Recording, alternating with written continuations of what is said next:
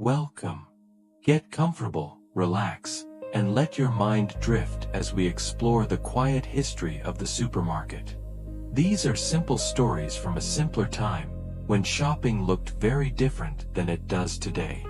Let's begin at the beginning, before the bright aisles and shopping carts we know now. Before supermarkets existed as we understand them, grocery shopping was an entirely different experience. You didn't walk through aisles selecting items yourself. Instead, you approached a counter, and clerks stood behind it, ready to retrieve everything you needed. The shelves were behind them, out of reach. You asked, they fetched. It was personal, perhaps, but also slow. This system defined grocery shopping for generations. You would prepare your list at home, walk into the store, and hand that list to a clerk. Then you waited.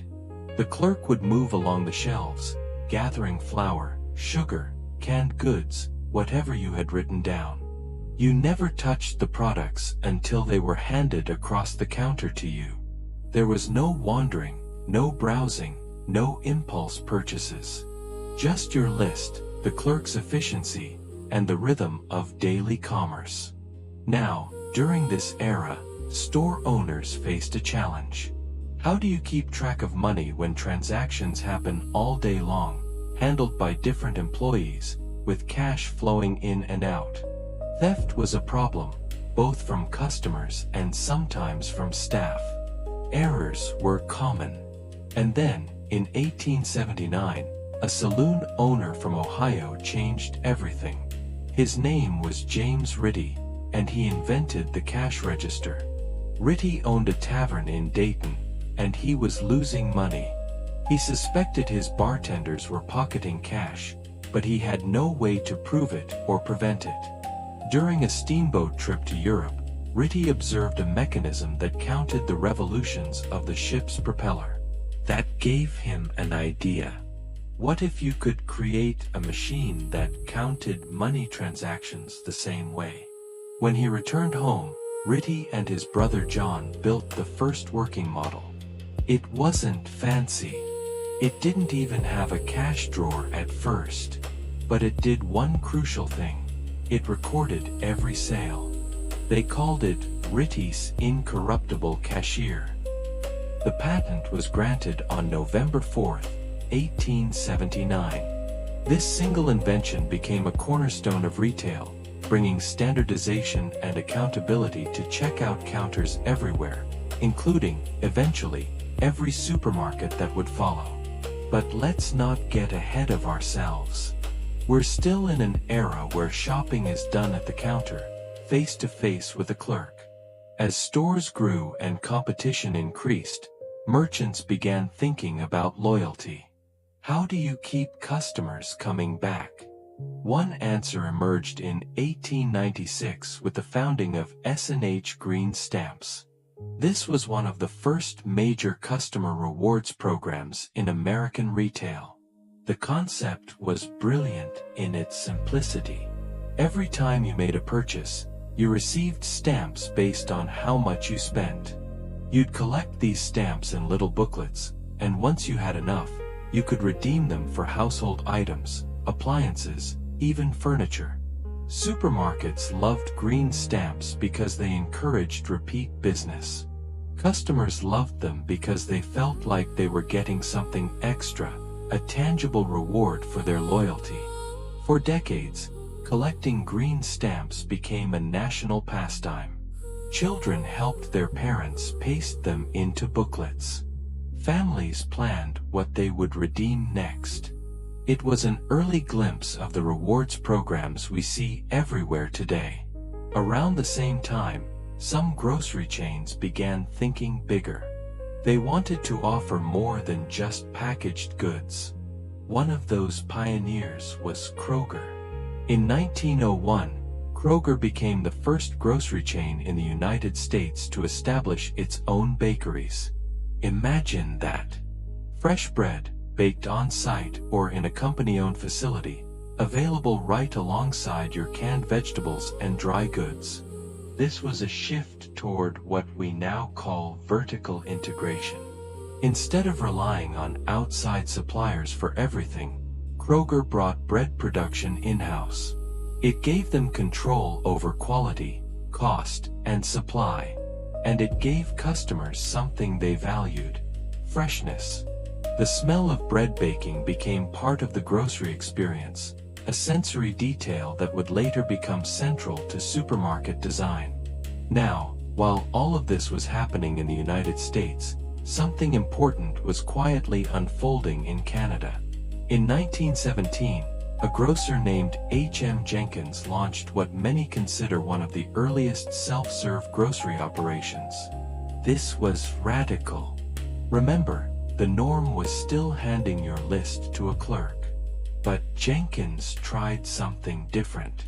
He allowed customers to enter the store, pick items off the shelves themselves, and bring them to the counter for payment. It might not sound revolutionary now, but at the time, it was. It required trust. Trust that customers wouldn't steal. Trust that they would handle products carefully. And it required a new store layout, one where goods were accessible and clearly labeled.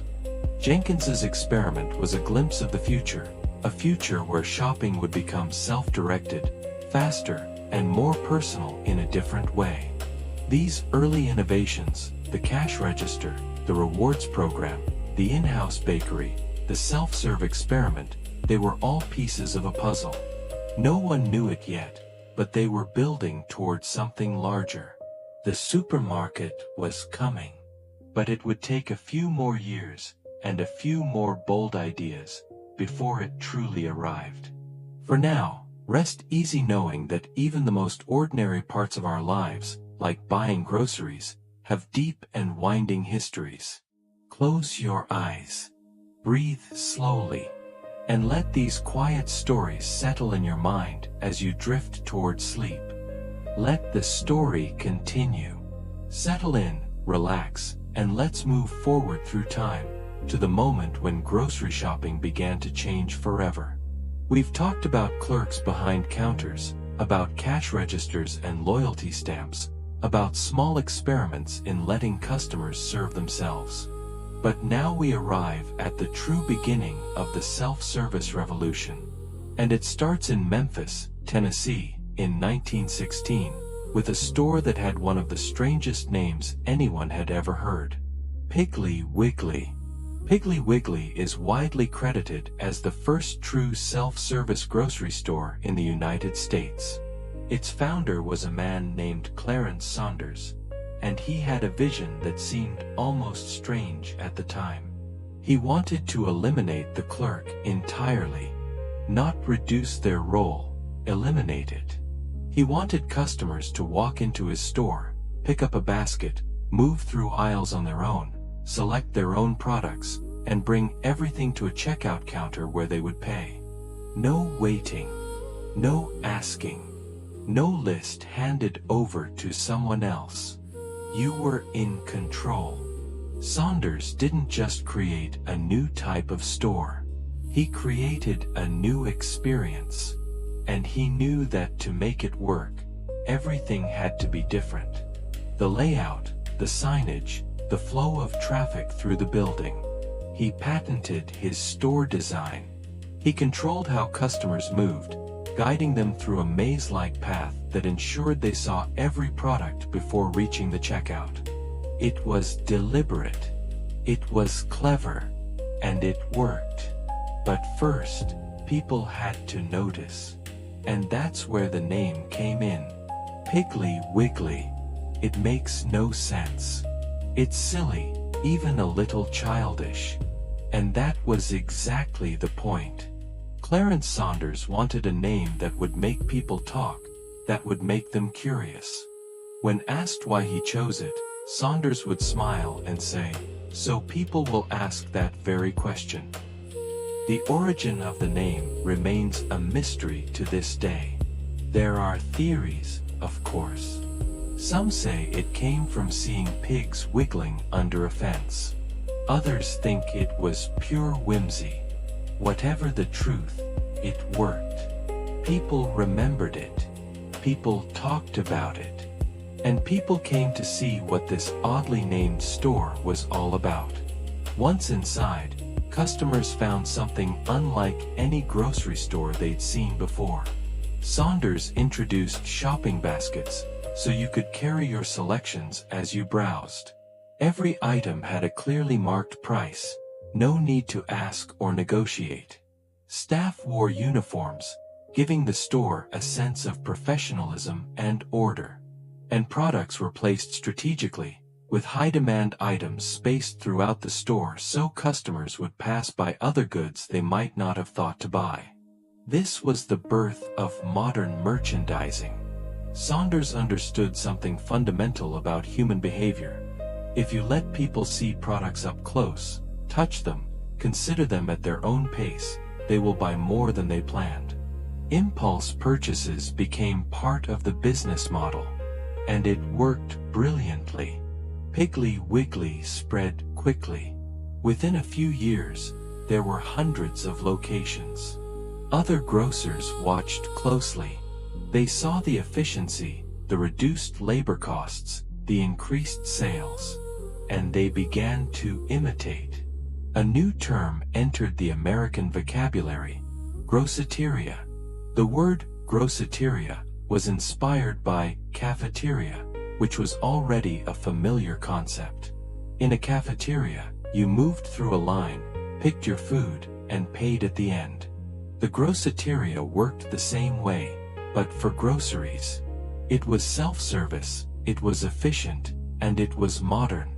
The term caught on quickly, and soon groceterias were opening in cities across the country. This wasn't just a change in how stores operated. It was a change in the relationship between customer and merchant. Shopping became less personal in one sense.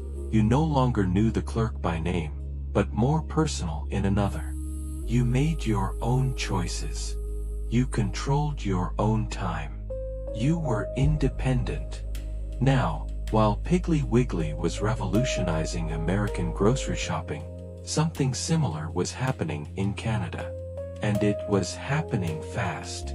In June of 1919, a man named Theodore Leblanc opened Canada's first self-service grocery store in Toronto. He called it Leblanc Groceterias, directly borrowing that now popular term. Leblanc had been watching the success of self-service stores in the United States, and he knew the model could work in Canada too. But Leblanc added his own twist. He went all in on a philosophy that would define his business: cash and carry. No credit accounts.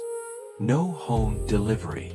You came to the store, you paid cash, and you carried your groceries home yourself. This might sound harsh, but it had a powerful effect. It cut costs dramatically. Without the expense of delivery trucks, drivers, and bookkeeping for credit accounts, Leblanc could lower his prices significantly.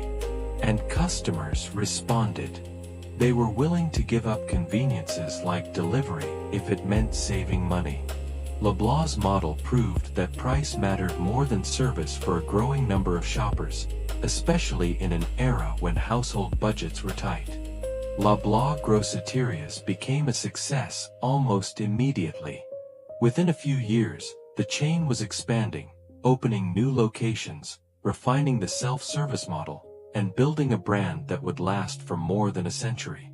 But Leblanc wasn't alone. That same year, 1919, another Canadian grocery chain was born. And it would become one of Leblanc's fiercest competitors. On May 23, 1919, Dominion Stores opened its doors in Toronto. The founders were ambitious. They didn't just want to run a single store or a small operation. They wanted to build a chain, a network of stores that could compete on scale, on price, and on convenience. And they moved quickly. Within months of opening, Dominion Stores began acquiring other groceries, absorbing smaller operations, and expanding rapidly across the city and beyond. Growth was the strategy, efficiency was the goal, and self-service was the method. Interestingly, part of Dominion's early growth came from acquiring stores from its rival, Loblaw. Yes, even though both chains were growing, Dominion managed to buy several Loblaw locations in 1919, integrating them into their own network. It was a bold move, a sign of just how competitive and fast-moving the grocery business had become. These two companies, Loblaw and Dominion, would shape Canadian grocery retail for generations. They pushed each other, innovated, expanded, and brought the self-service revolution to millions of Canadians. Back in the United States, Piggly Wiggly continued to thrive, and other chains began adopting the self-service model. The groceteria concept spread from city to city. Independent grocers either adapted or disappeared. The old model, the clerk behind the counter, was fading. The future belonged to the aisles, the baskets, the clearly marked prices, and the customer in control. It's strange to think about now, but this was a radical change. For generations, people had shopped one way. And suddenly, almost overnight, they were shopping another. Some loved it immediately. Others were skeptical, unsure, even a little uncomfortable. But the efficiency was undeniable. The savings were real. And slowly, the world adjusted. This was the beginning.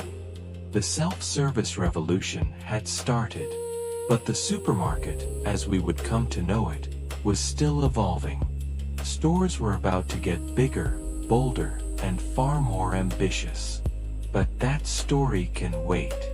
For now, rest in this moment of change, when shopping baskets first appeared, when customers first walked through aisles on their own, when the future of grocery retail was just beginning to take shape. Close your eyes, breathe deeply, and let the quiet history of these everyday places carry you gently towards sleep. Let's continue our journey. Settle back, relax, and let your mind drift through the next chapter in the story of the supermarket. We've seen self-service begin. We've watched customers pick up baskets and walk through aisles for the first time. But now, something even bigger is about to happen. The supermarket, as we truly know it today, is about to be born. The date often given for this moment is August 4th, 1930. The place is Queens, New York. And the store is called King Kullen. King Kullen was different from anything that had come before. It wasn't just self-service. It was massive. It was loud. It was bold. The founder, a man named Michael J. Kullen, had a vision that seemed almost reckless at the time. He wanted to open the biggest grocery store anyone had ever seen, fill it with products, sell everything at rock-bottom prices, and rely on sheer volume to make a profit. No frills, no credit, no delivery, just low prices and a warehouse full of food. Kullen had worked for the Kroger grocery chain, and he had ideas. Big ideas. He wrote a letter to the company president, pitching his concept for a new kind of store. He wanted to open huge locations in cheaper real estate, outside the expensive downtown areas. He wanted to slash prices on popular items to draw crowds, then make up the profit on volume. He wanted to revolutionize grocery retail. Kroger ignored the letter. So Kullen quit. He moved to New York, found an empty garage in Queens, and opened King Kullen on his own. The store was enormous, about 6,000 square feet, which was huge for a grocery store at the time. He stocked it with over 1,000 products. And he priced them aggressively, sometimes selling items at cost or even at a loss just to get people in the door. It worked. Customers came in droves. They had never seen anything like it. The prices were unbelievable. The selection was overwhelming, and the whole experience felt different, faster, more modern, more American. The Smithsonian Institution has recognized King Kullen as a pivotal moment in the history of the American supermarket. Some call it the first true supermarket. Others debate the details, but there's no question that King Kullen set the template. Big stores, low prices, high volume, cash and carry. This was the formula, and it would define grocery retail for the next century. Now, something else important happened in 1930, something that would eventually transform what supermarkets could offer. Frozen food. On March 6, 1930, in Springfield, Massachusetts, a man named Clarence Birdseye introduced the first retail line of frozen foods. Birdseye wasn't just a businessman, he was an inventor and a naturalist. Years earlier, while working in Labrador, he had noticed that fish frozen quickly in the Arctic cold tasted fresh when thawed. He realized that the speed of freezing mattered. Slow freezing created large ice crystals that damaged food. Fast freezing preserved texture and flavor. Birdseye spent years developing a method for flash freezing food, and by 1930, he was ready to bring it to market. His first retail frozen foods included vegetables, fish, and meats. But there was a problem. Most stores didn't have the equipment to keep frozen food frozen. That's where refrigeration technology came in. According to sources from the refrigeration industry, in 1929, a company called Hill installed the first frozen food display case in a retail food store. This was experimental, cutting-edge technology. And in 1930, Birdseye himself recommended using Hill's frozen display cases to retailers who wanted to carry his products. It took time for frozen food to catch on. Consumers were skeptical. Stores were slow to invest in the equipment. But the potential was enormous. Frozen food meant less spoilage, longer shelf life, and the ability to offer products year-round that were once seasonal. It was another piece of the supermarket puzzle, quietly falling into place. Back to the supermarket itself. King Kullen's success didn't go unnoticed. Other entrepreneurs watched, learned, and imitated. In 1933, a store called Big Bear opened in New Jersey. Big Bear took the King Kullen model and pushed it even further. The store was enormous, housed in an old factory building, with space for parking, which was becoming more important as car ownership increased. Big Bear sold groceries, yes, but also tires, hardware, and other general merchandise. It was a precursor to the big box retail model that would dominate decades later. And the success was staggering. One account claims that Big Bear made more revenue in a single year than over 100 A&P stores combined. Whether that number is exact or exaggerated, it makes the point. Big Bear was a phenomenon. People drove from miles away to shop there. They filled their cars with discounted goods. It was a spectacle, a destination, and a business model that worked. Now, we should pause here and talk about A&P, because A&P was already a giant before supermarkets even existed. The Great Atlantic and Pacific Tea Company, known as A&P, had been around since the 1800s. By the early 20th century, it was one of the largest grocery chains in the United States, with thousands of small stores scattered across the country. A&P had pioneered low-cost grocery retail long before King Kullen or Big Bear.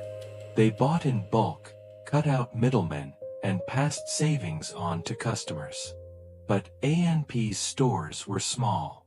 They were still mostly clerk service or limited self-service. And as supermarkets began to appear, A&P faced a choice: adapt or fall behind.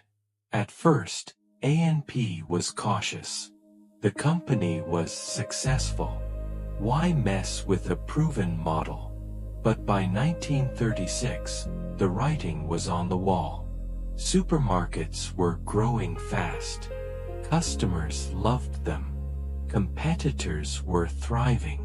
So in 1936, A&P adopted the self-service supermarket concept and began shifting toward larger stores. It was a massive undertaking. The company had to close thousands of small stores and open fewer, but much larger, locations. They had to retrain staff, redesign layouts, and rethink their entire approach to retail. But they did it. And it worked. A&P remained a dominant force in American grocery retail for decades to come. Now, let's step back for a moment. The supermarket didn't appear out of nowhere. It evolved. And one important step in that evolution happened in the 1920s with what were called combination stores. A combination store was a grocery that also sold fresh meat, produce, and dairy, all under one roof. Before this, you often had to visit separate shops, a butcher for meat, a greengrocer for vegetables, a dairy for milk and cheese. Combination stores brought it all together. They were larger than traditional groceries and required more infrastructure, refrigeration for meat and dairy, space for fresh produce. These combination stores were a bridge between the old clerk-service groceries and the modern supermarket. They showed that customers valued convenience, that they wanted to do all their shopping in one place. And they set the stage for the massive, all-in-one supermarkets that were coming. But not everyone was convinced. In fact, many established grocery chains were skeptical about the supermarket model. A business history paper from the era reports that many traditional chains resisted supermarkets. They thought the format might be unstable, a fad that would fade once the economy improved. After all, supermarkets emerged during the Great Depression, a time of economic hardship when people were desperate for low prices. Some in the industry called the supermarket a depression baby, a business model that only worked because times were tough. They believed that once prosperity returned, customers would prefer smaller, more personalized stores with better service. They were wrong. The supermarket wasn't a fad. It was the future. Even as the economy recovered, supermarkets continued to grow. Customers had tasted the freedom of self-service, the savings of bulk buying, the convenience of one-stop shopping. And they weren't going back. By the late 1930s, the supermarket was no longer an experiment. It was an industry. Chains were expanding. New stores were opening every month. The American grocery landscape was transforming, and it was happening fast. Think about it. In just one decade, from 1930 to 1940, grocery shopping changed more than it had in the previous century. Stores went from small, clerk-service shops to massive, self-service warehouses. Prices dropped. Selection exploded. And the shopping cart, which we'll talk about later, was just around the corner. But for now, rest in this moment of transformation. Picture those massive stores, those wide aisles, those low prices that seemed almost too good to be true. Picture the crowds, the energy, the sense that something new and exciting was happening. The supermarket had been born. And it was here to stay. Close your eyes. Let your breathing slow. And drift peacefully, knowing that even the most ordinary parts of our lives have extraordinary histories, filled with vision, risk, and change. Sleep well. Let the story continue. Relax, breathe slowly, and let's explore the next chapter in the evolution of the supermarket, a chapter about innovation, comfort, and dreams of the future.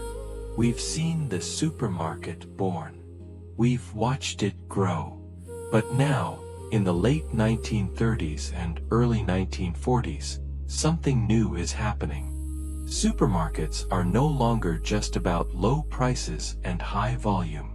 They're becoming engineered experiences, designed to make shopping easier, more comfortable, and even, in some cases, futuristic. Let's start with one of the most important inventions in retail history, something so simple and so brilliant that we barely notice it today. The shopping cart. In 1937, a supermarket owner named Sylvan Goldman had a problem.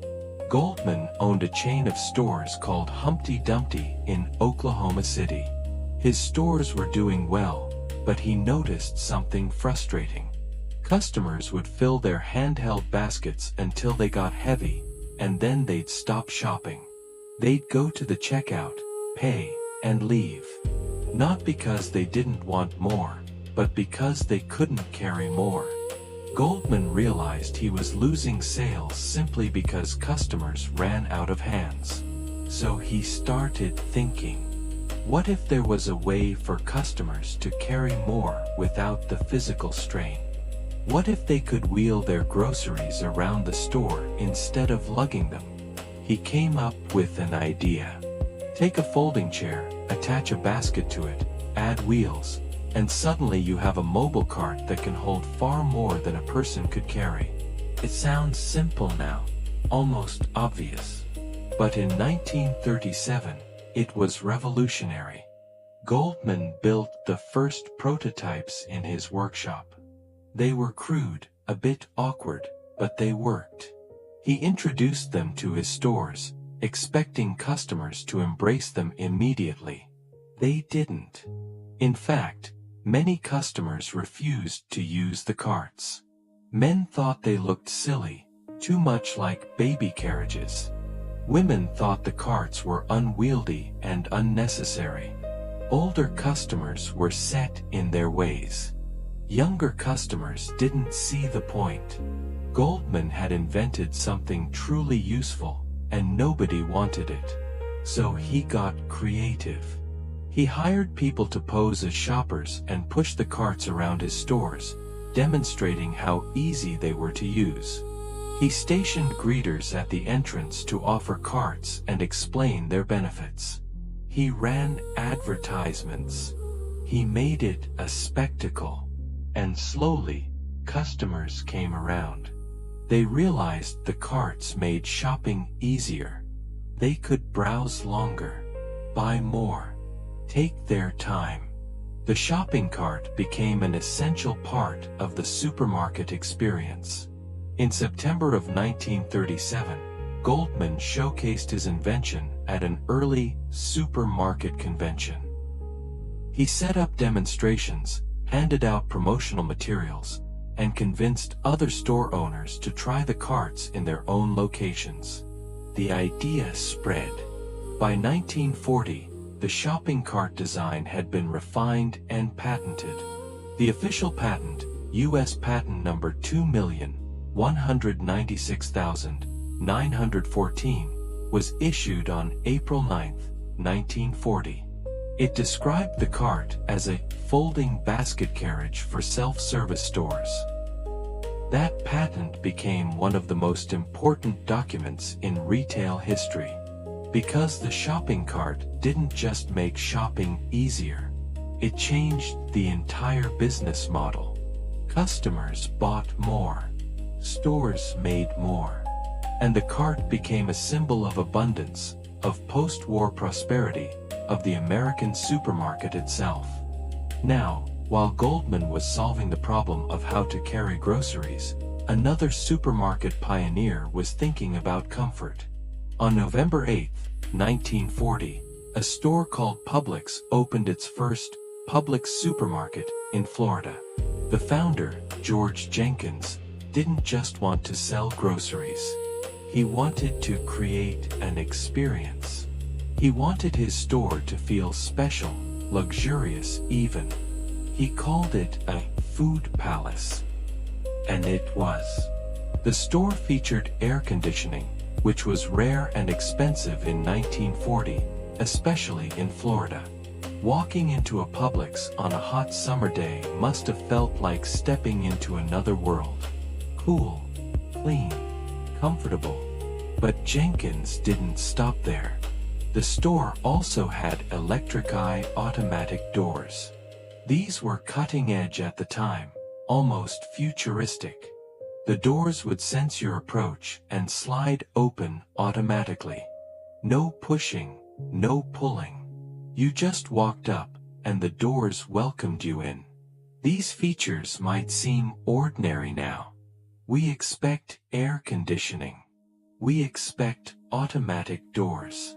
But in 1940, they were remarkable. They signaled that the supermarket wasn't just a place to buy food. It was a destination, a modern marvel, a glimpse of what the future could look like. Publix understood something important. Comfort and convenience matter. If you make shopping pleasant, people will come. They'll stay longer. They'll spend more. And they'll come back.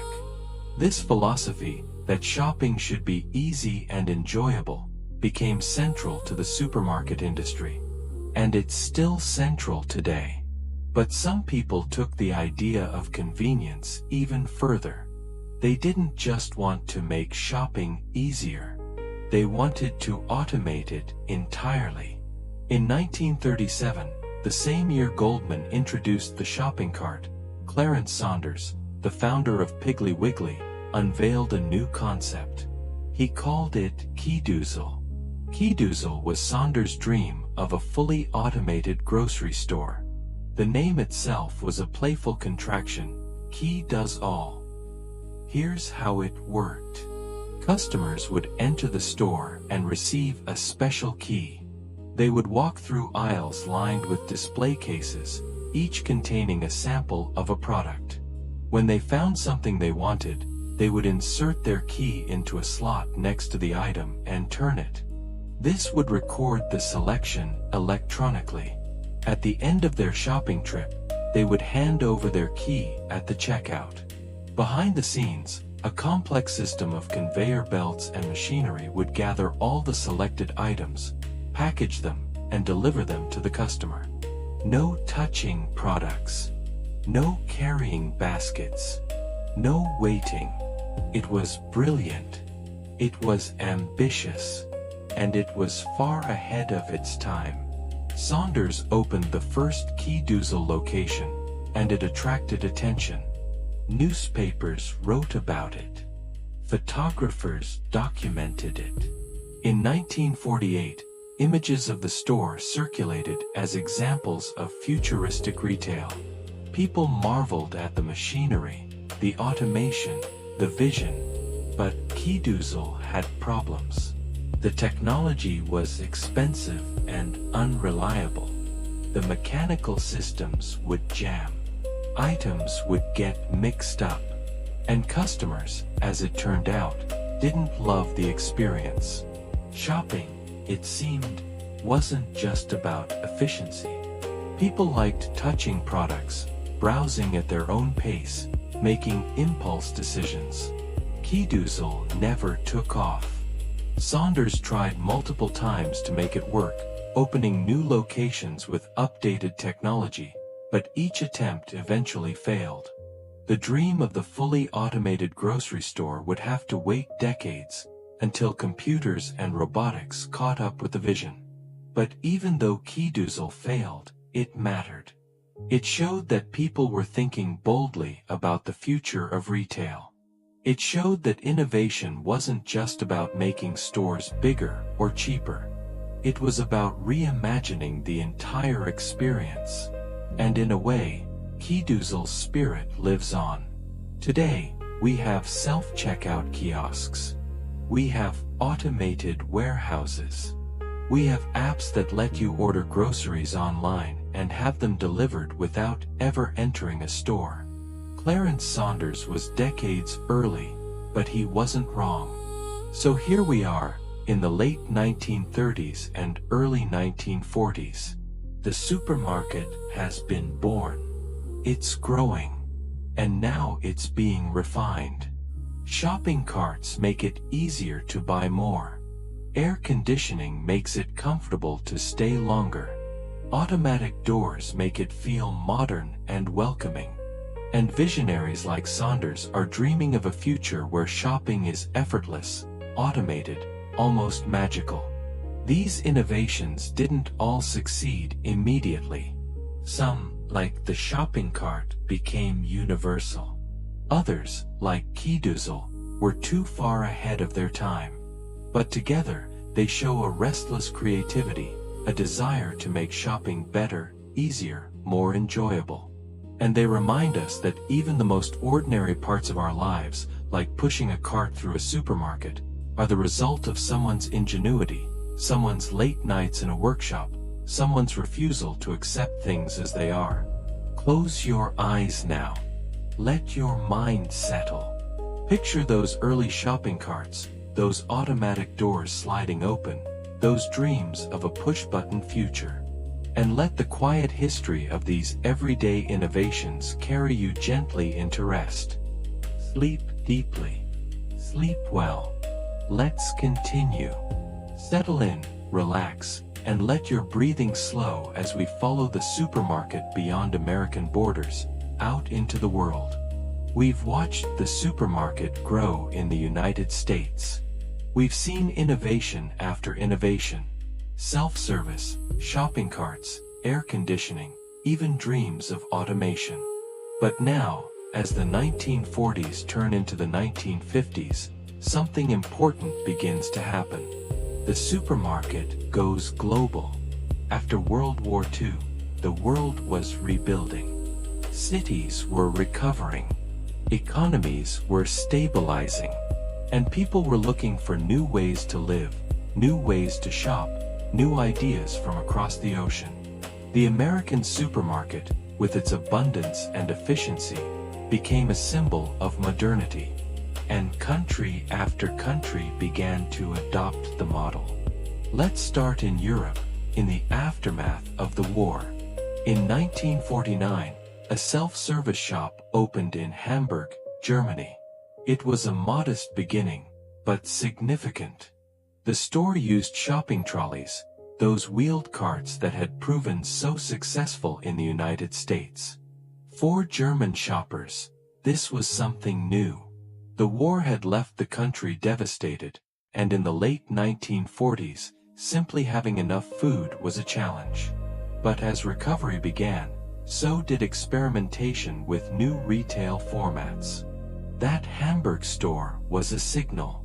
The supermarket idea was crossing borders. It was being tested, adapted, refined for different cultures and different economies. Meanwhile, in Britain, similar changes were underway. In 1948, Tesco, a grocery chain that had started as a market stall in London, opened its first self-service shop in St. Albans. This wasn't a massive supermarket, not yet. But it was a step. Customers could walk through aisles, pick their own products, and pay at a checkout. It was faster than waiting for a clerk. And in post-war Britain, where rationing was still in place and life was still difficult, efficiency mattered. Tesco's founder, Jack Cohen, had visited the United States and seen the supermarket model firsthand. He believed it could work in Britain, but he knew it would take time. The British were traditional. They valued personal service. They were skeptical of change. But slowly, self-service caught on. 2 years later, in 1950, another major British chain made the leap. Sainsbury's, a respected grocer with a long history, opened its first self-service branch in Croydon. Sainsbury's had built its reputation on quality, on cleanliness, on personal attention. Opening a self-service store was a risk. Would customers feel abandoned? Would they miss the personal touch? They didn't. The Croydon store was a success. And Sainsbury's went on to help lead the spread of self-service shopping across Britain in the years after the war. By the mid-1950s, self-service was becoming the norm, not the exception. But there was a difference between a self-service shop and a true supermarket. Self-service meant you picked your own items. A supermarket meant something bigger, large-scale, wide selection, one-stop shopping, often with parking. Tesco made that leap in 1956, opening its first full supermarket in Malden. It was a turning point for the company and for British retail. The supermarket format allowed for lower prices, greater variety, and a shopping experience that felt modern and American. And timing mattered, because 1956 was the year the supermarket truly went international. That year, supermarkets received major worldwide publicity. News outlets covered the phenomenon. Documentaries were made. Business leaders traveled to the United States to study the model. The supermarket was no longer just an American innovation. It was a global movement, and it became culturally prominent in ways that went beyond business. In 1957, Queen Elizabeth II visited a Maryland supermarket during a trip to the United States. Imagine that. The Queen of England touring a grocery store. It was a symbolic moment, a recognition that the supermarket represented something important about modern life, about prosperity, about the future. Time magazine noted the visit, underscoring how supermarkets had become a part of the cultural landscape, not just a business story. Now, let's cross the English Channel to France. France had its own relationship with food, with shopping, with tradition. French markets were beloved. Small specialty shops, boulangeries, fromageries, butchers, they were central to daily life. The idea of a large, impersonal supermarket seemed almost un-French. But even in France, change was coming. As early as 1948, a small self-service shop opened in Paris, operated by a company called Goulet-Turpin. It was experimental, modest, but it planted a seed. Could self-service work in a country that valued the ritual of shopping, the conversation with the shopkeeper, the art of selecting the perfect baguette? It took time, but yes, it could. France's first true supermarkets are generally dated to the late 1950s and early 1960s.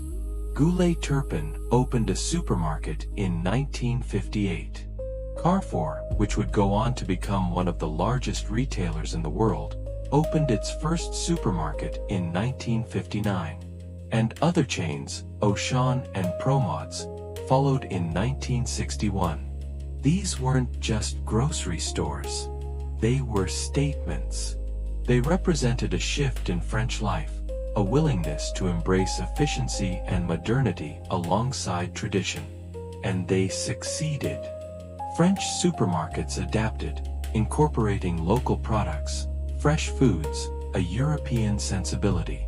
They proved that the supermarket model was flexible, that it could be made to fit different cultures. Now let's travel further, across the world to Japan. Japan in the early 1950s was still recovering from the war. But the country was rebuilding quickly, and it was open to new ideas, especially ideas about efficiency and modernization. In 1953, Japan's first Western-style, self-service supermarket opened. The format spread quickly afterward. Japanese consumers, once accustomed to small neighborhood shops, began visiting larger stores with wider aisles, organized shelves, and checkout counters. One chain, Kinokuniya, claims it pioneered Japan's first self-service supermarket in Aoyama, Tokyo, in 1953. Whether it was truly the first is debated, but Kinokuniya's store was certainly influential. It showed Japanese retailers that the supermarket model could work, that customers would adapt, and that the benefits, efficiency, variety, lower prices, were worth pursuing. Within a decade, Supermarkets were common in Japanese cities. The format had been adapted to fit Japanese tastes and habits, with fresh fish, prepared foods, and local products taking prominent positions. But the core idea, self-service and one-stop shopping, remained. Now, let's head to South America. In 1953, the same year Japan opened its first supermarket, Brazil did the same. In São Paulo, a supermarket opened with a name that captured the essence of the self-service revolution, Serve-se, which means, help yourself. Help yourself. It's such a simple phrase, but it contains the entire philosophy. You don't wait for a clerk. You don't ask permission. You walk in, you choose, you take what you need. Brazil embraced the supermarket quickly. São Paulo, a rapidly growing city, was the perfect testing ground. And as the format succeeded there, it spread to other Brazilian cities, and eventually across Latin America. Finally, let's travel to Australia. Australia had been experimenting with self-service for years, but in 1960, something significant happened. Coles, a major Australian retailer, opened the country's first freestanding supermarket with a car park in Balwyn North, Victoria. This was important. A freestanding supermarket with parking meant that shopping was no longer confined to city centers. You could drive to the store, park your car, load up your groceries, and drive home. It was the American model, adapted for Australian suburbs. And it worked. Australians, like Americans, were increasingly car-dependent. They wanted convenience. They wanted to shop once a week and stock up. The freestanding supermarket with parking made that possible. Within a few years, this format became the standard across Australia. So, by the early 1960s, the supermarket had spread across the globe. From Hamburg to Tokyo, from Paris to São Paulo, from London to Melbourne, the idea had taken root. Each country adapted it, made it their own, but the core remained the same. Self-service, variety, efficiency, and the promise of abundance. The supermarket was no longer just American. It was universal. And it's remarkable when you think about it. An idea that started in a garage in Queens, an experiment by a man named Michael Kullen, had spread around the world in just 30 years.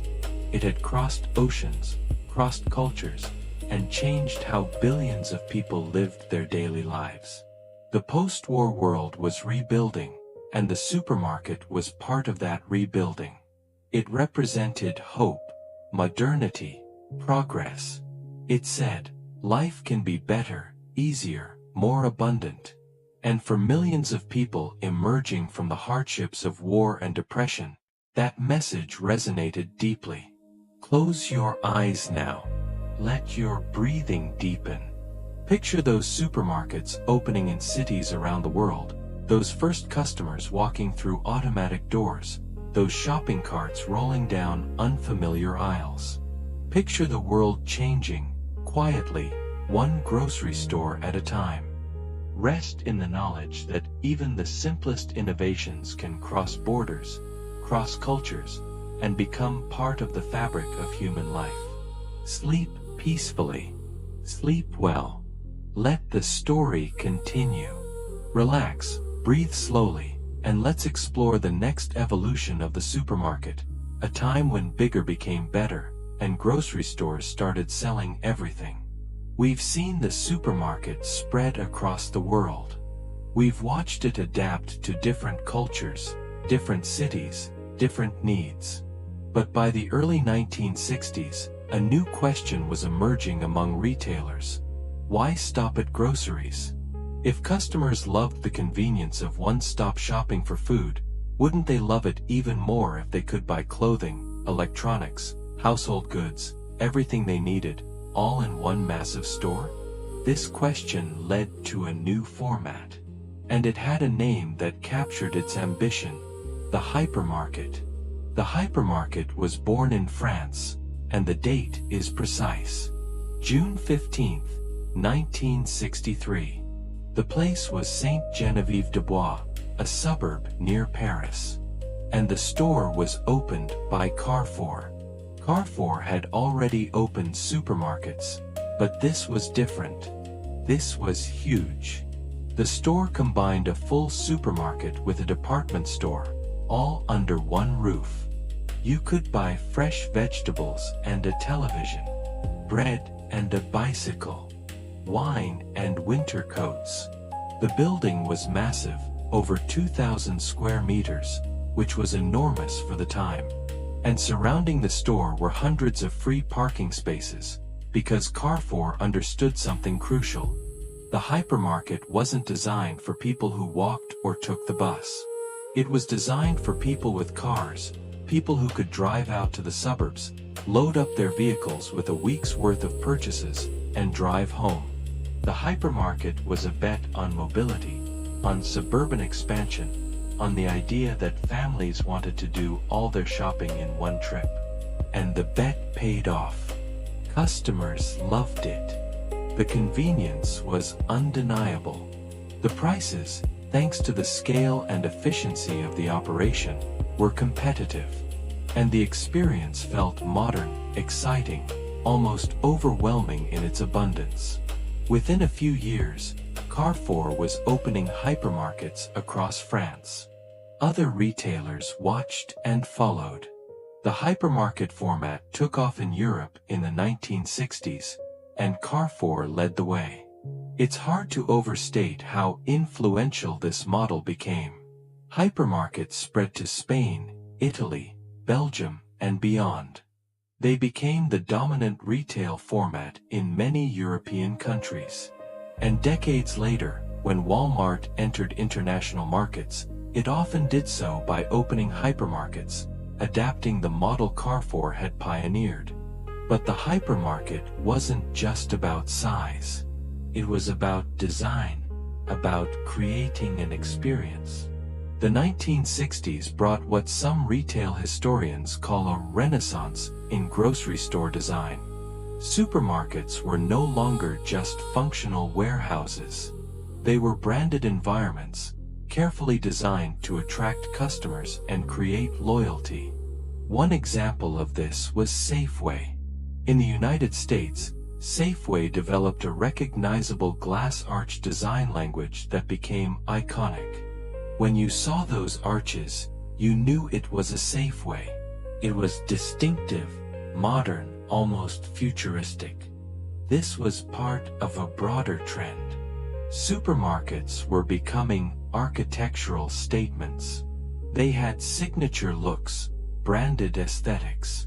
Retailers understood that design mattered, that a beautiful, well-lit, thoughtfully laid out store could make shopping more pleasant and keep customers coming back. The hypermarket took this even further.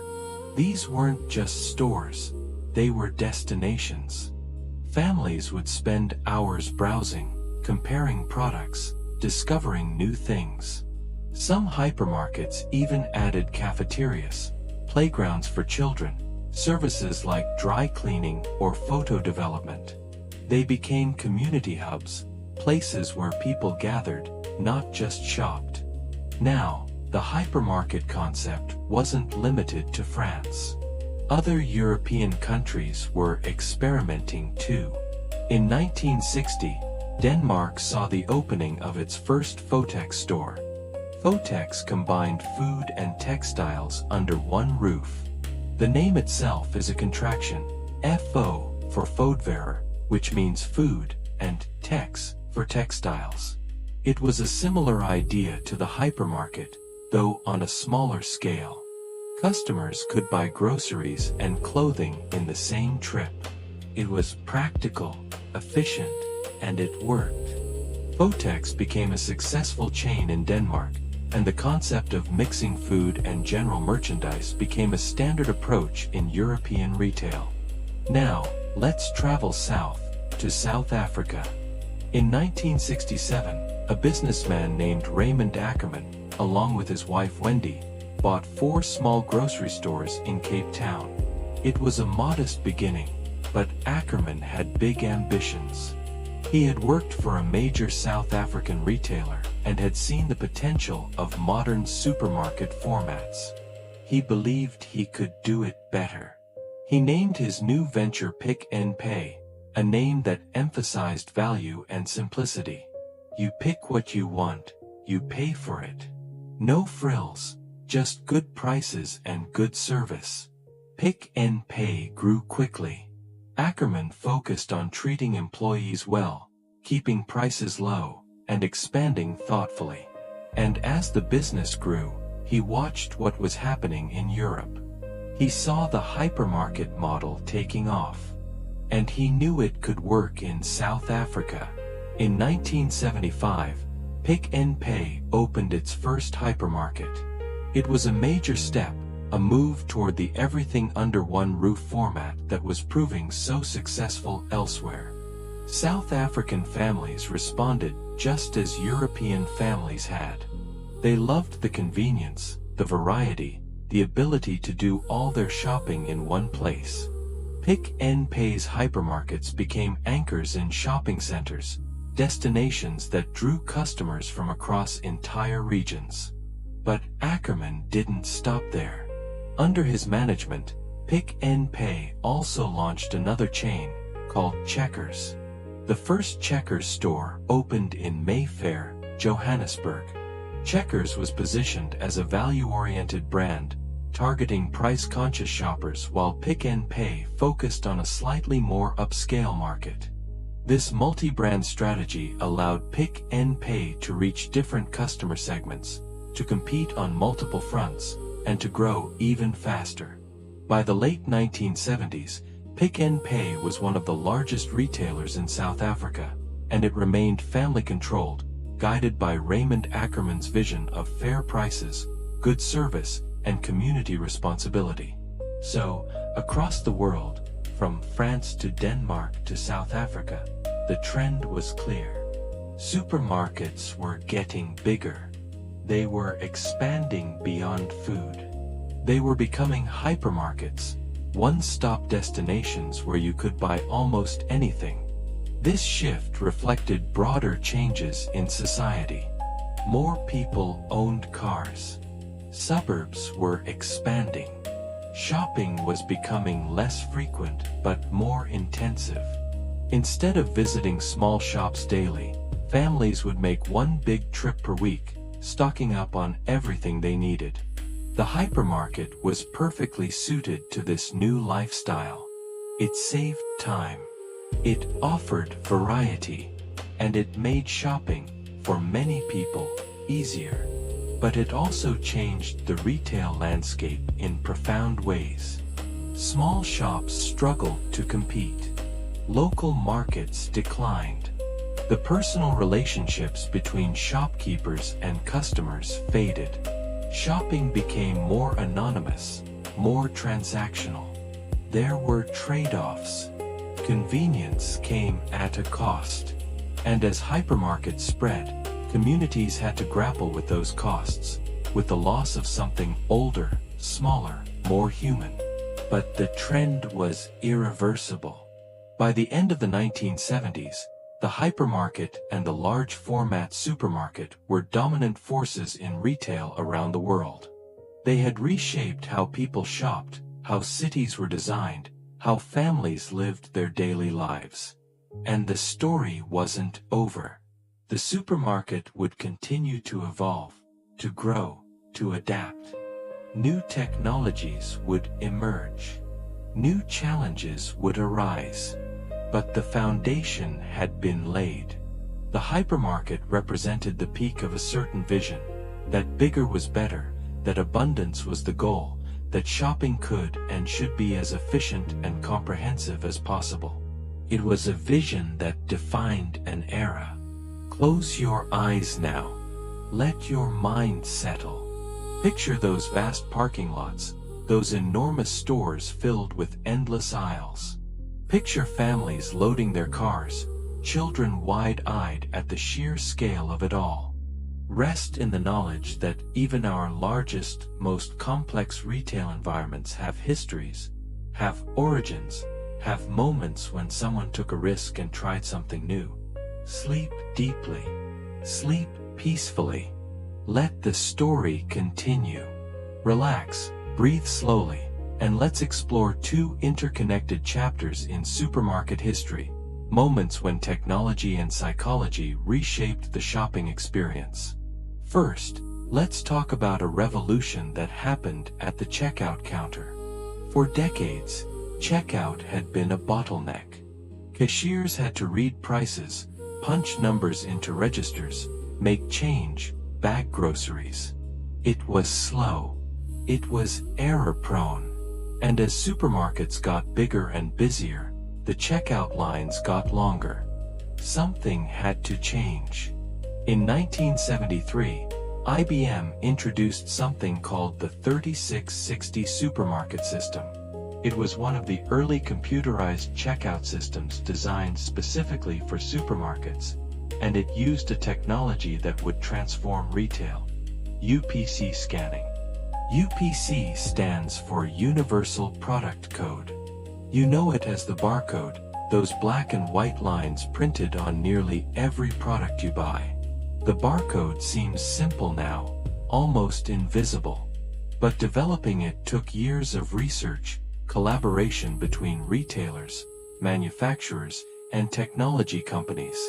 The goal was to create a universal system, one code that could be read by any scanner, that could identify any product instantly. And it worked. Barcodes began reshaping supermarkets in 1974. That's when the technology moved from theory to reality, from test labs to actual checkout counters. The first retail UPC scan happened on June 26, 1974, at a supermarket in Troy, Ohio. The store was called Marsh's, and the first product ever scanned was a pack of Wrigley's Juicy Fruit chewing gum. That pack of gum is now in the Smithsonian. It represents a turning point, the moment when grocery checkout entered the computer age. The impact was immediate. Scanning was faster than typing prices. It was more accurate. And it gave stores something they'd never had before: instant, detailed data about what was selling, when, and how much. Suddenly, store managers could track inventory in real time. They could see which products were popular, which were sitting on shelves. They could adjust orders, reduce waste, optimize stock levels. And for customers, checkout became faster. Lines moved more quickly. Errors decreased. The experience improved. Within a few years, barcode scanners were spreading across supermarkets in the United States and beyond. By the 1980s, they were standard. And by the 1990s, it was hard to imagine a supermarket without them. The barcode did more than speed up checkout. It changed the entire supply chain, the entire relationship between manufacturers, distributors, and retailers. It made modern logistics possible. It paved the way for just-in-time inventory, for global supply networks, for the incredibly complex systems that keep supermarkets stocked today. All from those simple black and white lines. Now, while technology was transforming the checkout, something else was changing inside the store. The way products were priced, packaged, and displayed. Let's start with pricing. In the early 1970s, unit pricing began rolling out widely across major markets. Unit pricing means showing the price per ounce, per gram, per liter, whatever unit makes sense.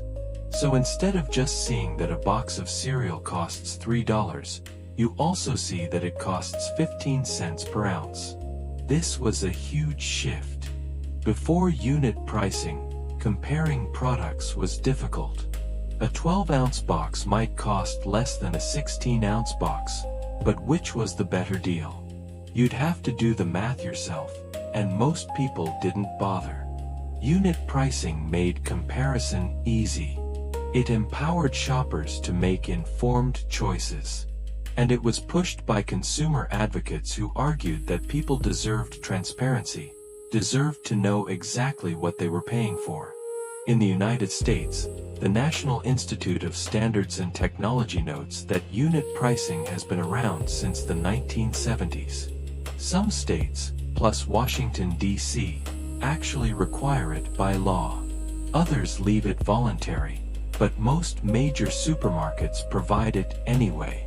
It's one of those quiet changes that made shopping fairer, more rational, more consumer-friendly. Now, let's talk about packaging. Specifically, plastic bags. Plastic shopping bags were a novelty in the 1970s. Before that, groceries were packed in paper bags, sturdy brown paper that could tear if it got wet but was generally reliable. Plastic bags were different. They were lighter, cheaper, and in some ways more convenient. They had handles. They didn't tear as easily. And they could be produced at massive scale for very little cost. The modern t-shirt style plastic shopping bag, the kind we all recognize, is often traced back to a Swedish company called Cellaplast. They developed the design in 1965. But it took time for the design to catch on commercially.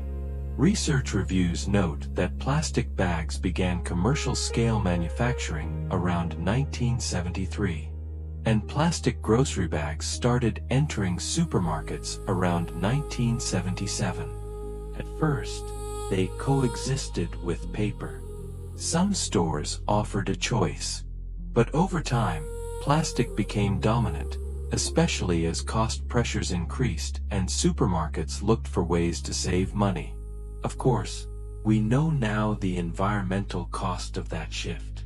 Plastic bags became ubiquitous, and then they became a problem.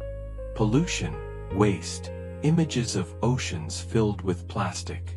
Decades later, many places have banned or taxed plastic bags, trying to undo the damage.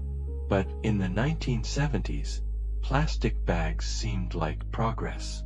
They were modern, efficient, cheap. No one was thinking about where they would end up 50 years later.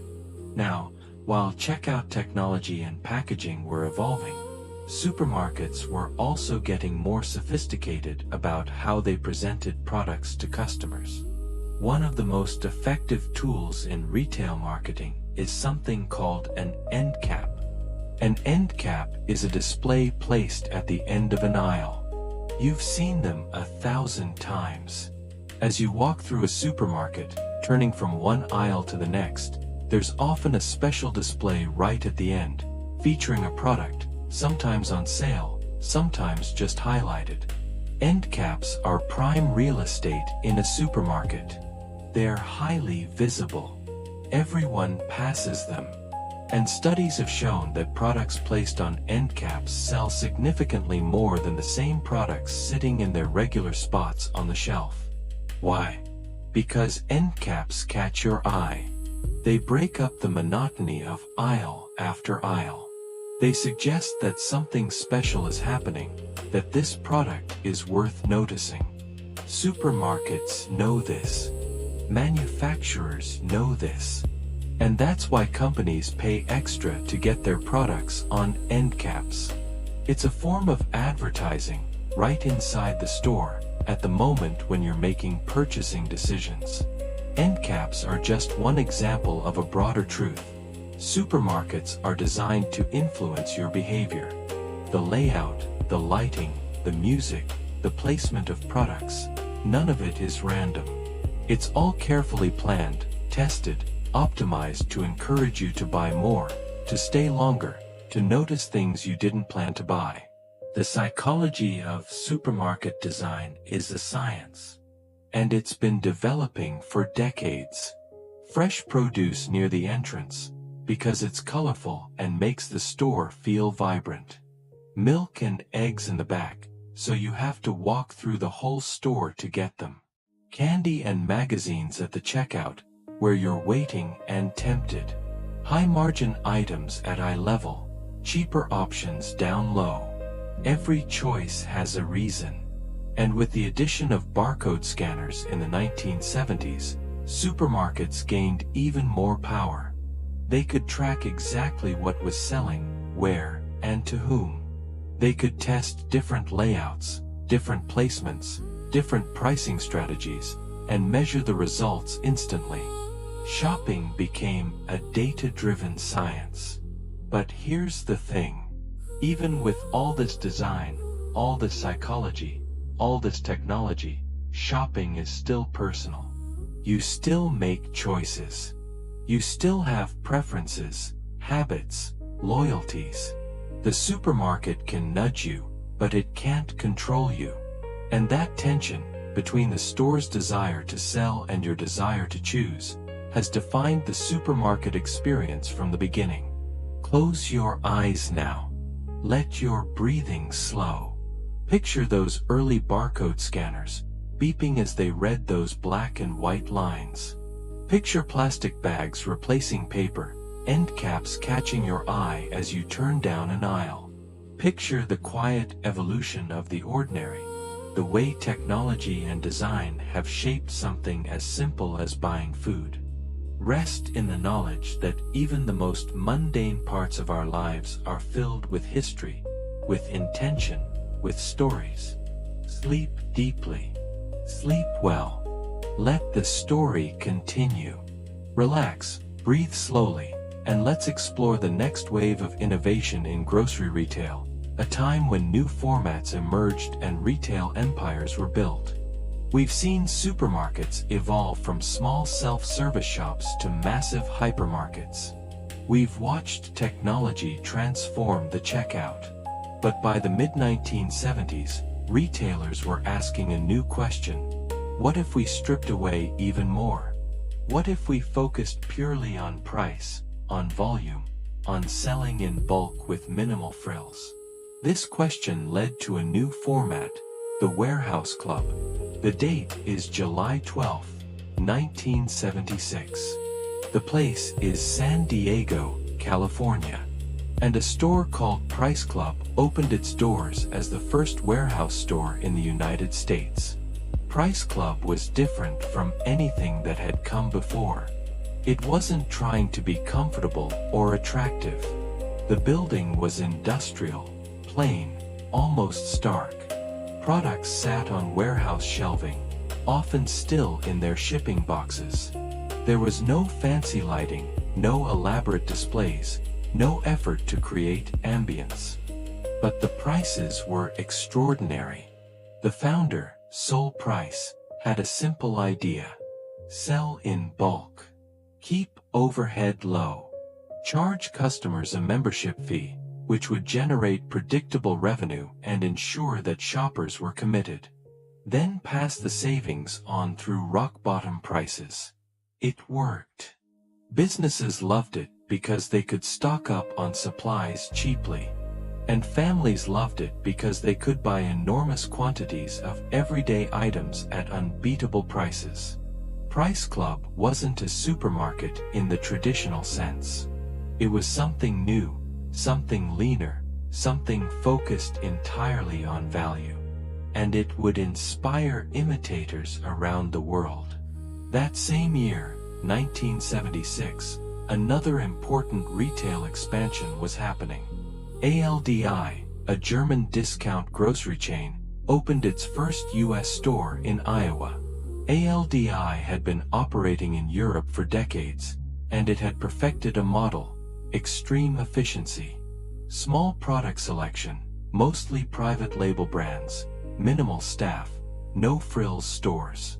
Every decision was made to cut costs and lower prices. American shoppers weren't sure what to make of ALDI at first. The stores felt different, Spartan even. You had to bring your own bags or buy them. You had to deposit a quarter to use a shopping cart, which you got back when you returned it.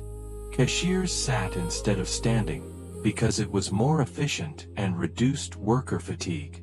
But the prices spoke for themselves. ALDI was cheaper than almost anyone else.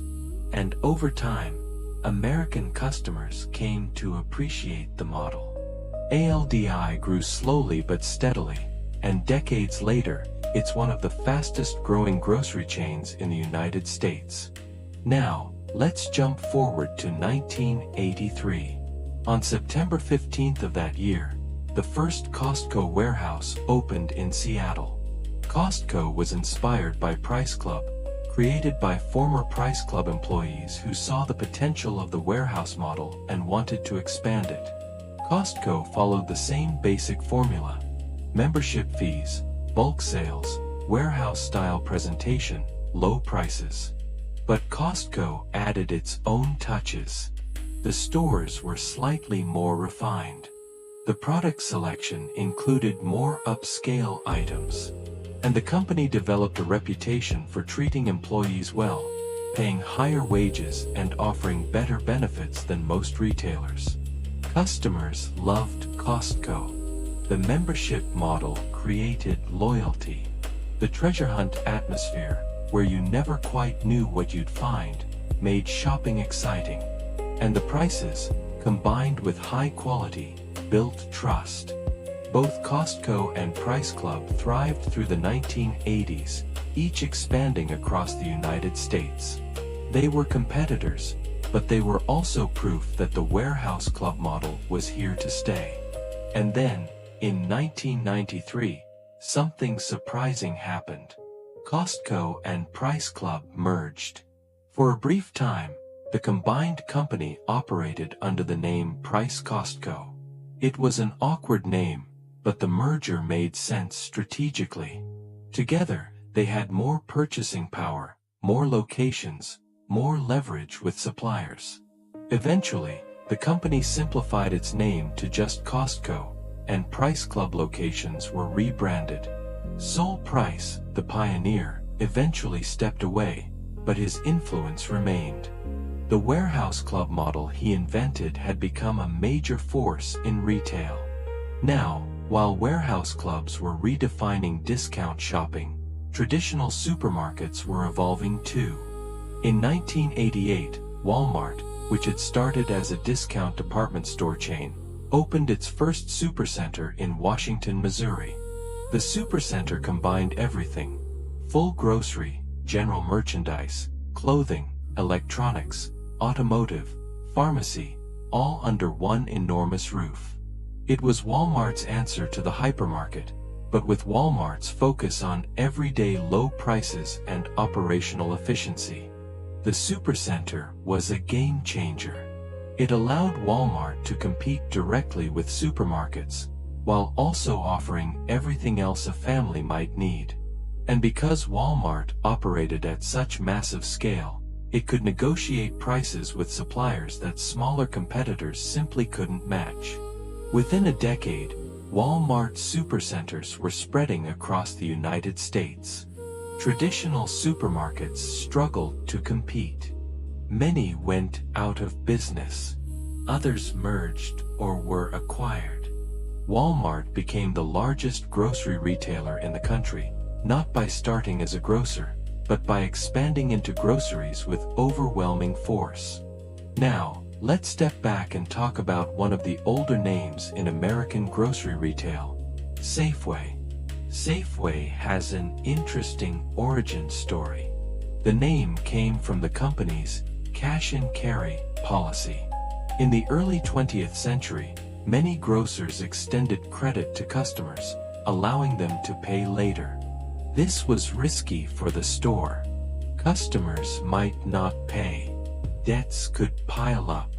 Safeway eliminated that risk. You paid cash.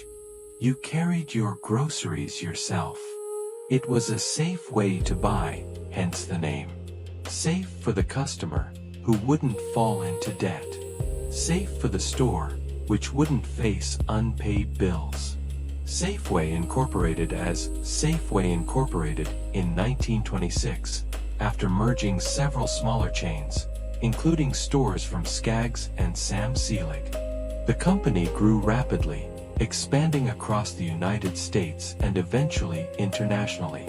For much of the 20th century, Safeway was one of the biggest grocery chains in America. It pioneered many practices that became industry standards: private label products, loyalty programs, innovative store designs. And that recognizable glass arch design we mentioned earlier? That became a Safeway signature, a visual brand that customers knew and trusted. Now, let's travel across the Atlantic to Spain. In 1979, a company called WII opened its first supermarket in Madrid. WII stands for Distribuidora Internacional de Alimentación, which translates to International Food Distributor. WII is often described as Spain's first discount grocery company. It followed a model similar to ALDI: limited selection, low prices, efficient operations. And it succeeded. Spain, like much of Europe, had a strong tradition of small neighborhood shops and markets. But as the country modernized, as cities grew, as more people owned cars, the supermarket and discount formats took hold. WII expanded across Spain and eventually into other countries. It became part of the broader trend of discount grocery retail that was reshaping Europe. So, by the end of the 1980s, the grocery retail landscape was incredibly diverse. You had traditional supermarkets, hypermarkets, warehouse clubs, discount chains, supercenters. Each format served different needs, different customers, different shopping occasions, and competition was fierce. Retailers were constantly innovating, testing new concepts, looking for an edge. This was the era when grocery retail became truly global, truly massive, truly sophisticated. The mom-and-pop grocery store still existed, but it was increasingly overshadowed by corporate giants with thousands of locations, billions in revenue, and supply chains that spanned continents. The supermarket had come a long way from that garage in Queens, from those early experiments in self-service. It had become an industry, a force that shaped economies, communities, and daily life. Close your eyes now. Let your breathing slow. Picture those vast warehouse clubs, those enormous supercenters, those efficient discount stores. Picture the evolution of shopping, the endless search for better prices, more convenience, greater efficiency. Rest in the knowledge that even the largest corporations, the biggest retail empires, started with simple ideas, with someone willing to try something new, to take a risk, to imagine a different way. Sleep deeply. Sleep peacefully. Let the story continue. Relax, breathe slowly, and let's explore the final chapters of our journey, a time when supermarkets became more than just places to buy food. They became cultural spaces, reflecting our values, our desires, and our changing relationship with what we eat. Let's start with a store that became an icon of quirky, curated grocery shopping: Trader Joe's. Trader Joe's didn't start out as Trader Joe's. In 1958, a man named Joe Kullen opened a small chain of convenience stores in Southern California called Pronto Markets. They were ordinary, nothing special, competing with larger chains like 7-Eleven. But Kullen had an idea. He noticed that Americans were traveling more, becoming more educated, developing more sophisticated tastes. He thought there might be a market for a different kind of grocery store, one that felt adventurous, that offered unique products you couldn't find elsewhere, that made shopping feel like exploration. So he reinvented his stores. He gave them a South Seas theme, complete with tropical decor and staff dressed in Hawaiian shirts. He focused on stocking interesting wines, imported foods, and specialty items. He kept the stores small and the selection curated. And he named it Trader Joe's. The concept worked. Customers loved the treasure hunt feel, the affordable prices on unique items, the friendly, laid-back atmosphere. Trader Joe's grew steadily through the 1970s. And then, in 1979, something significant happened. Theo Albrecht, one of the founders of Aldi Nord in Germany, bought Trader Joe's. This was a fascinating connection. Aldi and Trader Joe's seem completely different. Aldi is stark, efficient, no frills. Trader Joe's is colorful, quirky, personality-driven. But both share a core philosophy: keep costs low, focus on private label products, and create customer loyalty through value and quality.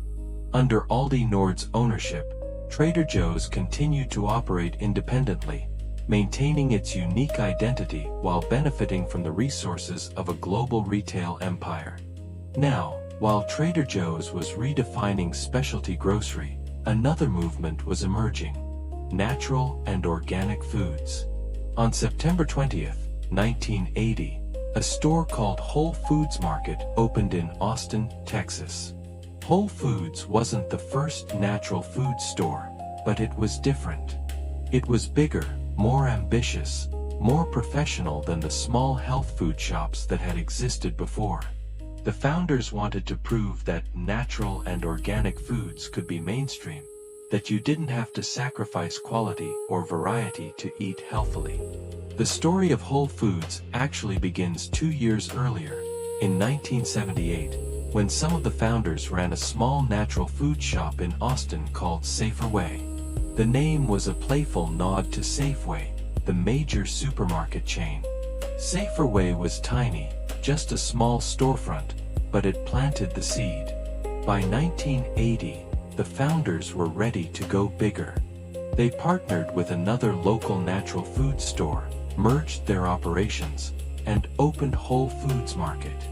The store was 10,500 square feet, which was large for a natural food store at the time, and it carried a wide selection of organic produce, natural groceries, and health-focused products. Customers in Austin embraced it.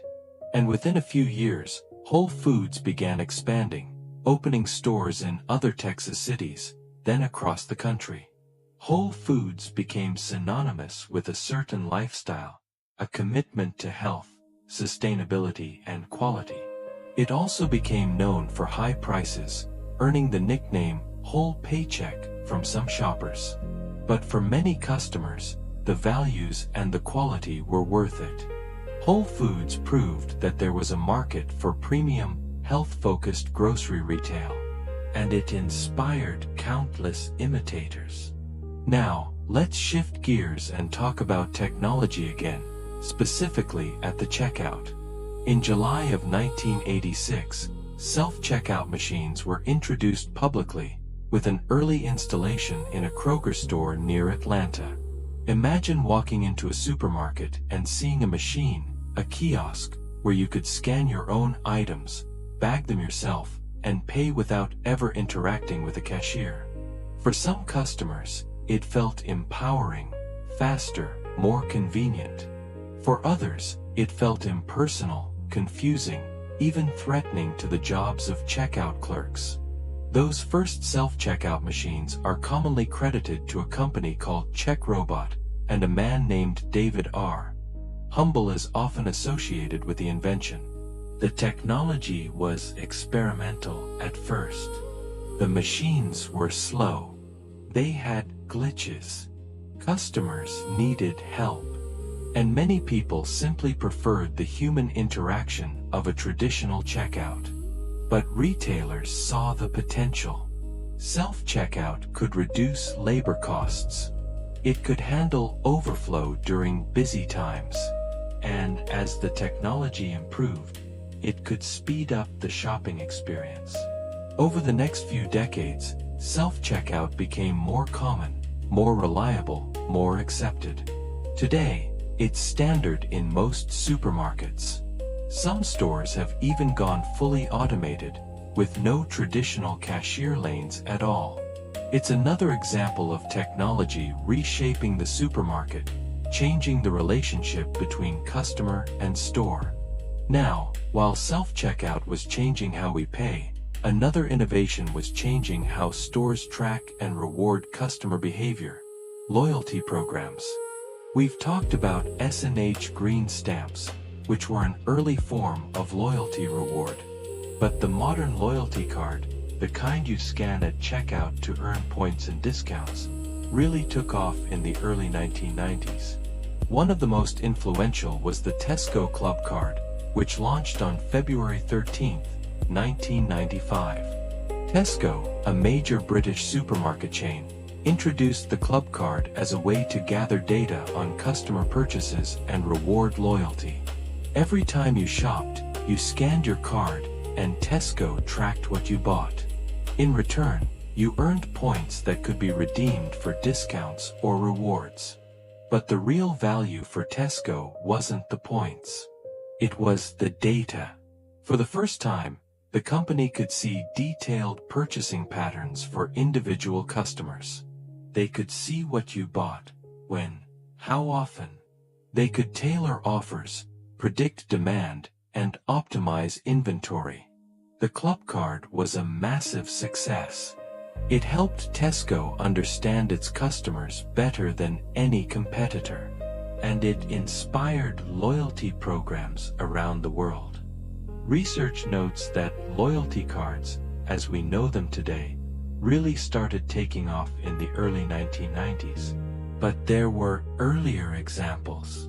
In the UK, programs called Passcard and Passkey existed in the early 1980s, offering discounts and rewards to regular shoppers.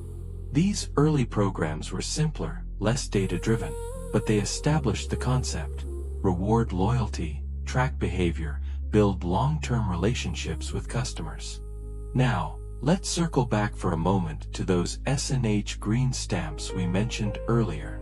In the 1960s, green stamps were so massive, so ubiquitous, that one account says they issued more stamps than the US Postal Service issued postage stamps. Think about that. More stamps than the government. That's how deeply embedded green stamps were in American consumer culture. Families collected them religiously. Children helped paste them into booklets. Redemption catalogs were pored over like wish books.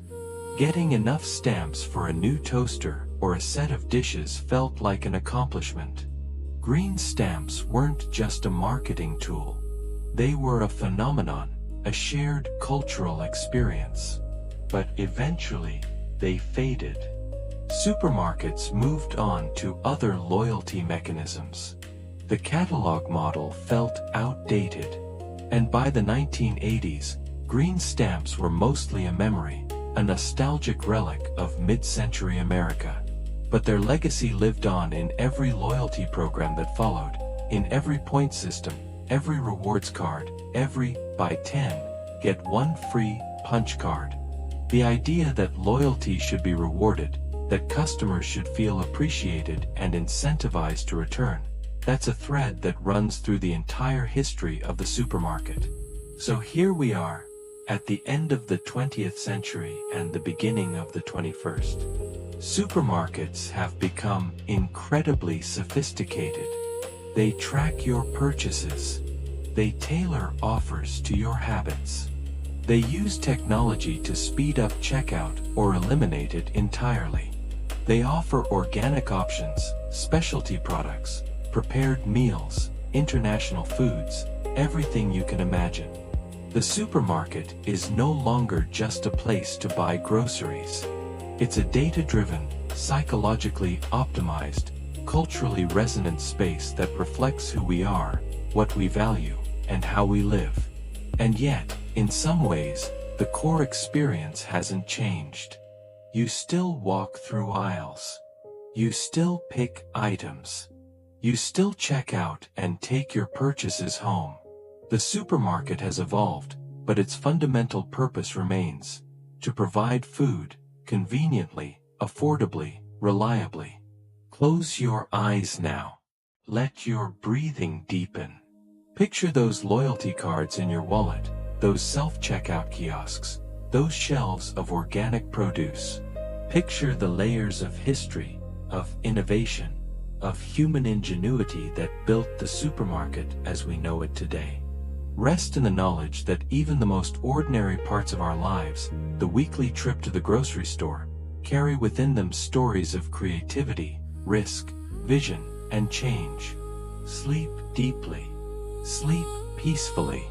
And know that tomorrow, when you push a cart through familiar aisles, you're participating in a history that stretches back more than a century, a history built by countless people who imagined a better, easier, more abundant way to shop. Good night.